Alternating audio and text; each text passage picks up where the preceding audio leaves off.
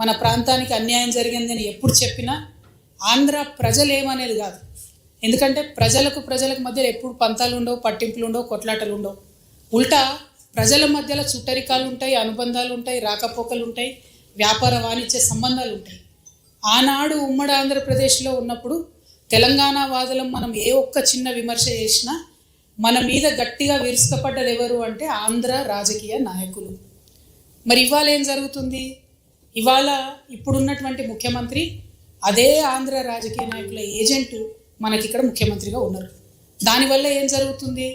గత 10 ఏళ్లలో 12 ఏళ్లలో అంతకుముందున్న ప్రభుత్వం అధికారంలో ఉన్నప్పుడు ఏమైంది ఏం కాలేదని పక్కన పెడితే ఒక భయం ఉంటుండే.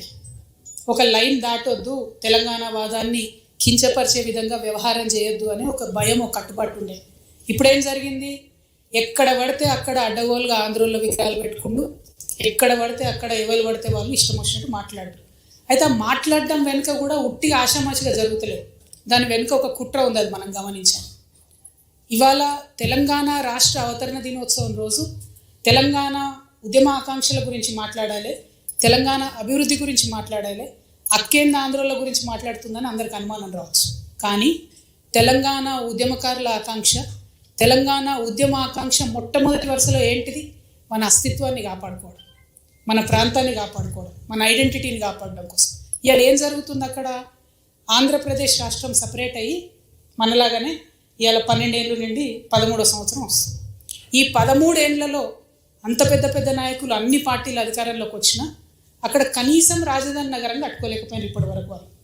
అంతకుముందు ఆంధ్ర తెలంగాణ ఎందుకు కలిసినాయి? తెలంగాణ చక్కగా ఉన్న తెలంగాణ ఎందుకు ఆంధ్రలో వచ్చి కన్నేసి కలుపుకున్నారు? ఎందుకంటే ఇక్కడ రాజధాని బాగుంది కాబట్టి, కర్నూలులో మేము గుడారాలలో ఉంటున్నాం కాబట్టి మేము తెలంగాణలో కలవాలి, తెలంగాణతో కలుపుకోవాలని చెప్పి ఆనాడు మాట్లాడింది. ఇవాళ ఏం జరుగుతుంది? మరి 2 రాష్ట్రాలు అయిపోయినాక అక్కడ రాజధాని కట్టుకున్నారో వాళ్ళు? కట్టుకోలేకపోయారు. 2 పార్టీలు కూడా విఫలమైనవి. ఇప్పుడు ఉన్నటువంటి ఆంధ్రప్రదేశ్ ప్రభుత్వం ఏదైతే సంకీర్ణ ప్రభుత్వం ఉన్నదో, బీజేపీ, పవన్ కళ్యాణ్ గారు, టీడీపీ, వీళ్ళందరూ కేంద్రంలో వాళ్ళకు కొంత అధికారం ఉంది కాబట్టి ఏం చేసిండ్రు?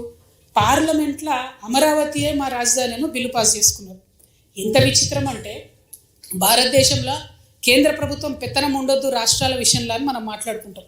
కానీ అక్కడ ఏం చేసారు? వాళ్ళు అసెంబ్లీలో తీర్మానం చేసుకోవాలి రాజధాని ఎక్కడని. తీర్మానం చేసుకోకుండా పార్లమెంట్లో తీర్మానం చేసి చేయంగానే ఏమైంది?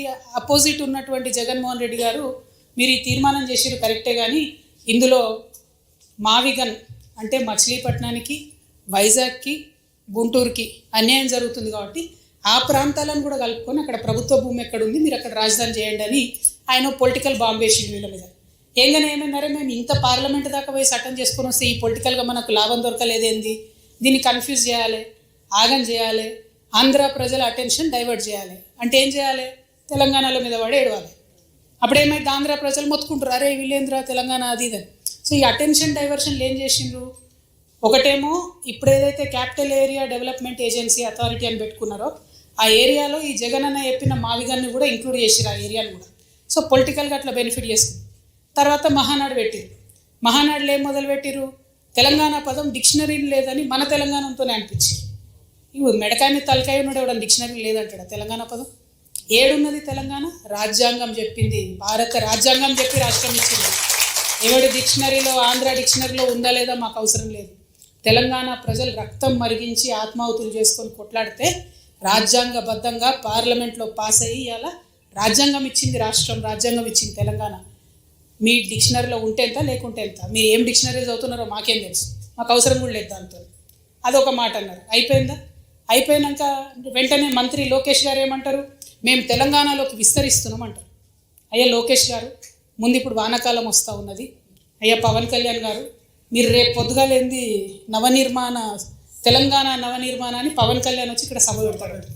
నేనేమంటున్నా అంటే ఈ లోకేష్ గారు, పవన్ కళ్యాణ్ గారు వాళ్ళది ఒకటే ప్రభుత్వం కదా, ఆంధ్ర ప్రభుత్వాన్ని నేను విజ్ఞప్తి చేస్తున్నా. వానాకాలం వస్తుంది, మీ సెక్రటేరియట్లో, మీ అమరావతిలో మీ ముఖ్యమంత్రి గారి కుర్చీ కింద నీళ్ళు రాకుండా చూసుకోండి. ఫస్ట్ ప్రతి వానాకాలం అక్కడ క్యాపిటల్ మునుగుడే, ప్రతి వానాకాలం అక్కడ క్యాపిటల్ మునుగుడే. అంటే ఎంత అవమానం ఇది ఆంధ్ర ప్రజలకు చెప్పండి. నాయకులేమో వాళ్ళు ఇప్పటికీ కూడా ఆంధ్ర మంత్రులు వచ్చి హైదరాబాద్లో ఆపరేషన్లు చేయించుకొని పోతారు. 12 ఏళ్ళు అయింది, ఆడ కట్టుకోరాదనే హాస్పిటల్. మీ ప్రజలకు ఎట్లా? మరి మీరంటే కార్లు ఉన్నాయి, రయ్యరువే వచ్చిపోతారు. ప్రజలకు ఎట్లా? వాళ్ళు ఎక్కడికి పోవాలి? అయితే నెల్లూరులో ఉన్న వాళ్ళు చెన్నైకి పోవాలి, అక్కడ ఉన్న వాళ్ళు బెంగళూరు పోవాలి, అనంతపురం వాళ్ళు, లేకపోతే విజయవాడ దగ్గర ఉన్న వాళ్ళంతా హైదరాబాద్కి రావాలి. అంటే ఇప్పటికీ కూడా మీ ప్రజలకు హాస్పిటల్ కట్టరు, ఇప్పటికీ మీ ప్రజలకు కావాల్సిన వసతులు ఇయ్యరు. మీ రాజకీయ అవసరాల కోసం మాత్రం తెలంగాణ మీద పడేస్తారు.